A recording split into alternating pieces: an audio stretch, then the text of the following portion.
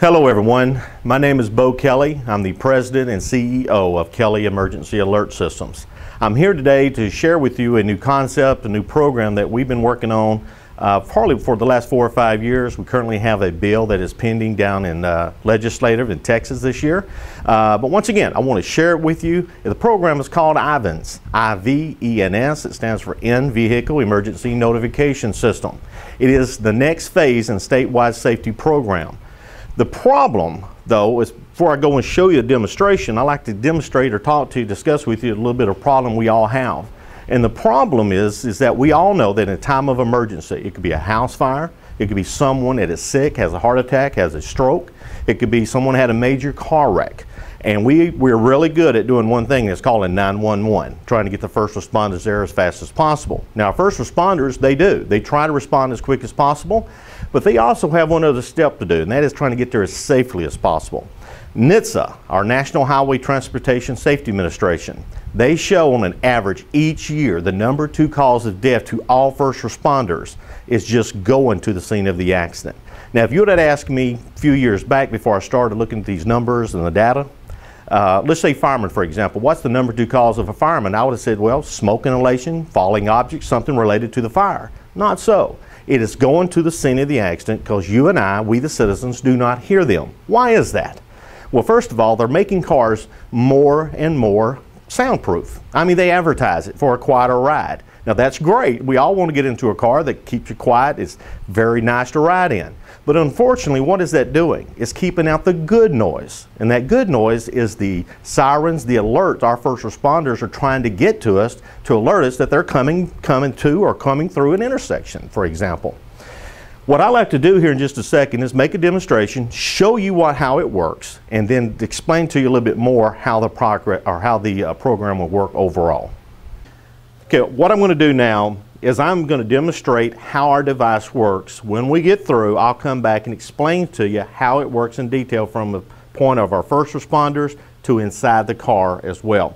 The first sample I'd like to show you here is the alert that you would receive in case there was a police officer or a DPS officer en route.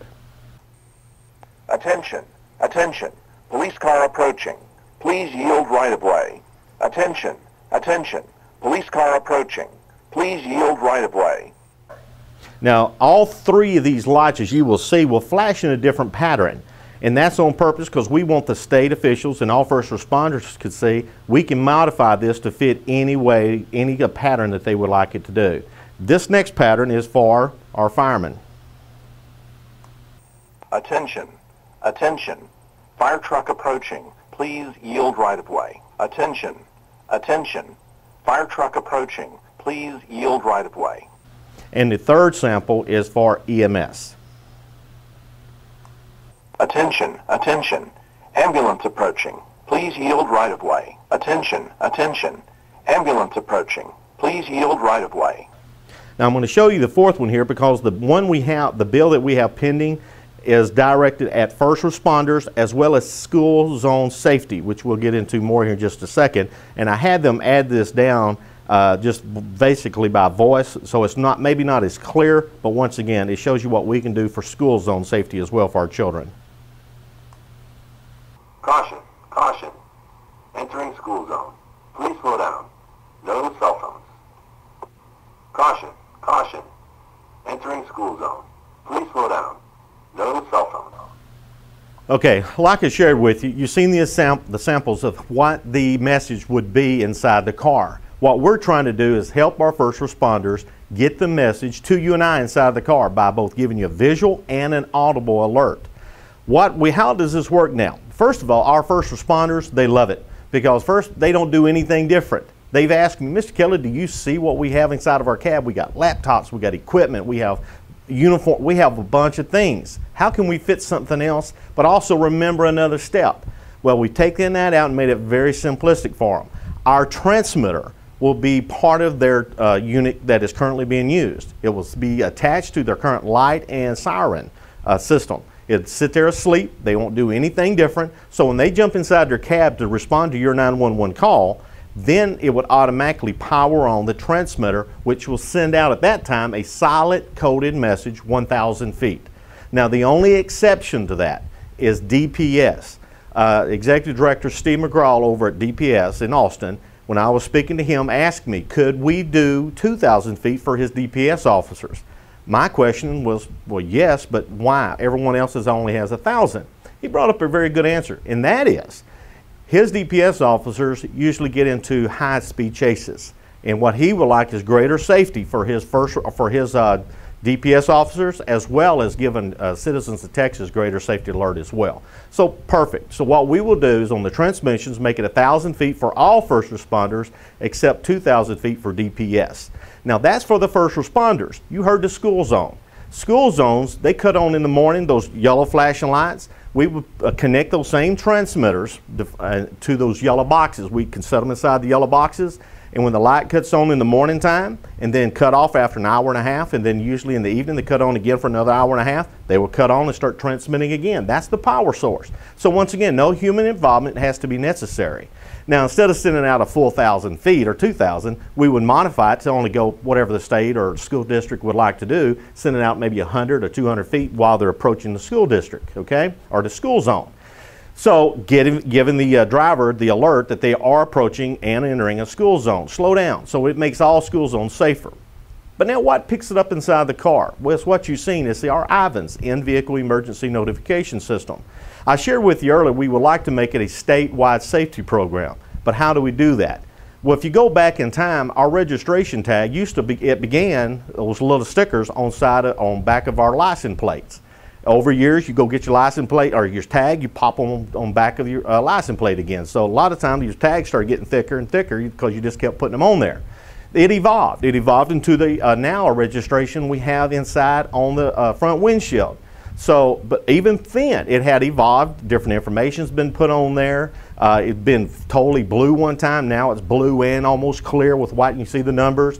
But now it has the barcode. So once again, it's been evolving through the years. What we're asking the state of Texas, and really all states as we go visit them, is to look at making this a statewide safety program by evolving your registration into a statewide safety program. Here's a sample. This right here is what Wheaties kind of designed to help show how this could possibly work. And we can take our current registration tag, and all the pertinent information that is currently on our registration tag is on this one. It has the date, the month, it has the state of Texas flag, it has the barcodes, it has the county that you're in. But what we're asking it to do is leave a window open here so it could be a solar cell. Because our IVANS, it has a battery in it, but also it has a solar cell, so it keeps this constant charge, okay? So once again, you go get your registration tag, just like annually or through the mail, you get your registration tag. When you get your tag, what do? You go take off your old one, pop your new one on, and you just enrolled that particular vehicle into the new statewide safety program, making it safer for everyone. So let me ask you this here, or talk to you a little bit about our supporters.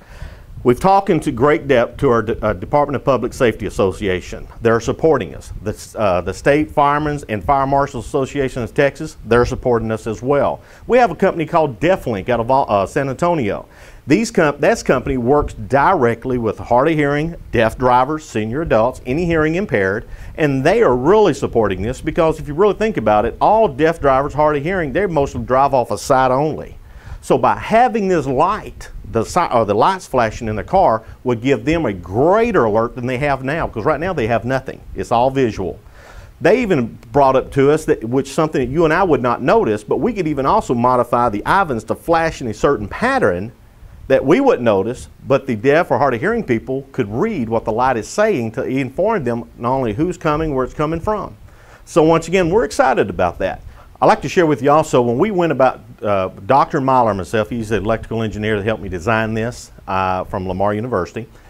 We went to see Senator Robert Nichols. Robert Nichols liked the idea, but he said, I need some data, I need some information so we can further this, champion it for you. So we listened to him. We contacted the University of Iowa. That is where the federal simulator is, NADS-2, the National Automated Driving Simulator 2. And so we took this device to them, went up to visit a couple of times to help them get us situated with it, design different scenarios of people or first responders coming from different sides, from the back, from the front. And so they can do a national study, a federal study on this. It took them 6 months to complete it. And what it did was nail exactly what we were talking about, what we've been explaining to people, what this device can do. And that would give all drivers greater awareness to what's going on. So once again, if you'd like a copy of that, I'm going to give you my email here in just a second. Feel free to request that. It's full of charts, graphs, data. If you can read it, you're glad to have it, okay? So once again, we're excited about that. I know the state of Texas, we're working with them on our bill. It's going to be a study, and we can hand this over to them to help break down their study even to greater safety for all citizens of Texas. We are currently right now, as I mentioned earlier, we do have a bill in the Transportation Committee on the House side. It's called House Bill number 2745. Once again, that number is House Bill 2745. We're waiting to go to committee, or it's in committee, but waiting for a hearing. We would love for you guys to call in, support this, but at the same time, if you need any additional information, we will show my email address here in just a second. Feel free to email me requesting additional information. I'll send you over our company brochure, send you over anything that you like, okay? Once again, my name is Bo Kelly. I'm the President and CEO of Kelly Emergency Alert Systems. We would greatly appreciate your support. Thank you and have a blessed evening.